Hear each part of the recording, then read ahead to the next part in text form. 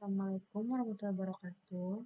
Nama saya Susilawati. Di sini saya akan menjawab soal UTS yang diberikan oleh Ibu Titin Sunaryati selaku dosen pengampu dari mata kuliah Pendidikan Karakter.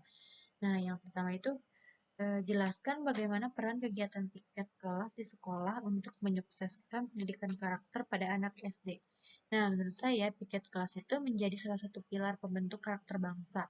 Bagaimana piket kelas mampu membentuk karakter bangsa? Saya mengutip dari penuturan beberapa ahli, yaitu yang pertama menurut Suyanto 2009 mendefinisikan karakter sebagai cara berpikir dan berperilaku yang menjadi ciri khas setiap individu untuk hidup dan bekerja sama, baik dalam lingkup keluarga, masyarakat, bangsa, dan negara. Anak yang berkarakter baik adalah anak yang bisa membuat keputusan dan siap mempertanggungjawabkan tiap akibat dari keputusan yang dibuatnya. Definisi karakter menurut Pritchard tahun 1988 adalah sesuatu yang berkaitan dengan kebiasaan hidup individu yang bersifat menetap dan cenderung positif. Nah, sedangkan menurut Suyanto lagi pada tahun 2009 ada 9 pilar karakter nih yang berasal dari nilai-nilai luhur universal yang itu salah satunya kemandirian dan bertanggung jawab. Nah, menurut saya peserta didik ini harus dilibatkan dalam kegiatan kebersihan sekolah, khususnya dalam lingkup kelas. Melalui piket kelas, siswa akan belajar mengenai tanggung jawab, disiplin, dan peduli.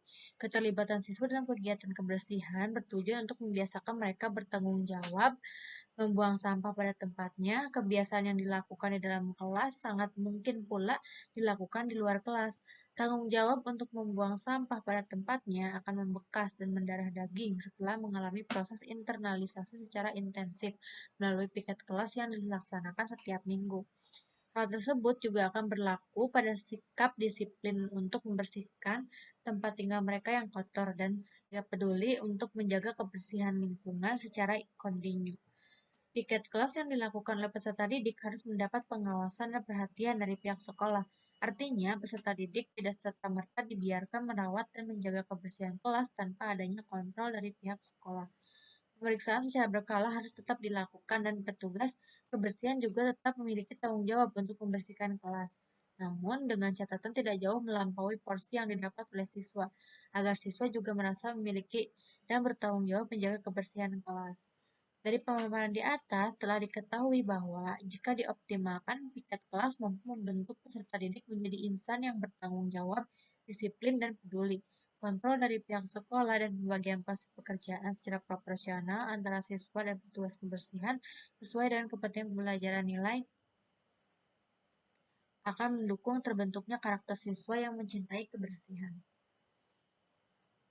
Kemudian yang kedua, yaitu jelaskan bagaimana peran buku paket di sekolah untuk menyukseskan pendidikan karakter pada anak SD. Nah, menurut saya buku merupakan variabel penting bagi keberhasilan pendidikan dan pembelajaran. Namun, sampai saat ini belum banyak upaya penyusunan buku ajar yang mengandung nilai-nilai pendidikan karakter secara sistematik dan sistematis. Oleh karena itu, penyusunan buku ajar yang dikemas dengan berbasis pendidikan karakter perlu dilakukan. Beberapa penelitian menunjukkan bahwa integrasi nilai pendidikan karakter dalam buku teks masih sangat minim. Dalam penelitiannya, Kurniawan pada tahun 2011 mengungkapkan bahwa dalam buku teks pelajaran Bahasa Indonesia SD kelas 4, 5, dan 6 terdapat nilai-nilai budaya dan keteladanan yang dapat membentuk karakter peserta didik. Namun nilai-nilai tersebut diungkap secara tersirat, sehingga pembaca atau peserta didik tidak dapat memahaminya dengan jelas. Pentingnya buku teks pelajaran tidak dapat dibantah. Menurut Harmer, pada tahun 2007, dalam bukunya pada halaman 182 menyatakan bahwa sebagian besar guru di seluruh dunia menggunakan buku teks pelajaran untuk membantu peserta didik memberikan struktur dan arahan bagi guru dalam mengajar. Buku teks pelajaran, kata Cunningsworth pada tahun 1995 pada bukunya halaman 7, hendaknya dipandang sebagai sebuah sumber dalam mencapai tujuan umum dan tujuan khusus pembelajaran yang telah ditetapkan sesuai dengan kebutuhan peserta didik. Buku teks pelajaran memiliki peran ganda dalam pembelajaran bahasa dan berfungsi antara lain sebagai satu, yaitu sumber untuk bahan presentasi lisan atau tertulis, sumber aktivitas bagi praktik dan interaksi komunikatif siswa, sumber referensi untuk siswa mengenai aspek kebahasaan, tata bahasa, kosakata, dan lain-lain, Dan yang terakhir itu sumber rangsangan ide bagi aktivitas bahasa di kelas. Penyusunan buku teks pelajaran perlu memperhatikan nilai pendidikan karakter di dalamnya.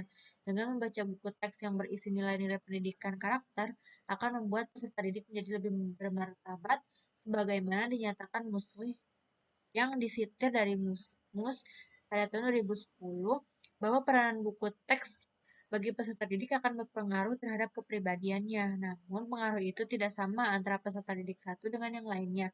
Dengan membaca buku teks, peserta didik akan terdorong untuk berpikir dan berbuat positif. Dengan adanya dorongan yang konstruktif tersebut, dorongan atau motif-motif yang tidak baik atau destruktif akan berkurang atau terhalangi. Oleh karena itu, Mus menekankan dua peran buku teks terhadap peserta didik, yakni dapat mendorong perkembangan yang baik, dan yang kedua itu menghalangi perkembangan yang tidak baik. Demikian jawaban dari saya. Kurang lebihnya saya mohon maaf. Terima kasih. Wassalamualaikum warahmatullahi wabarakatuh.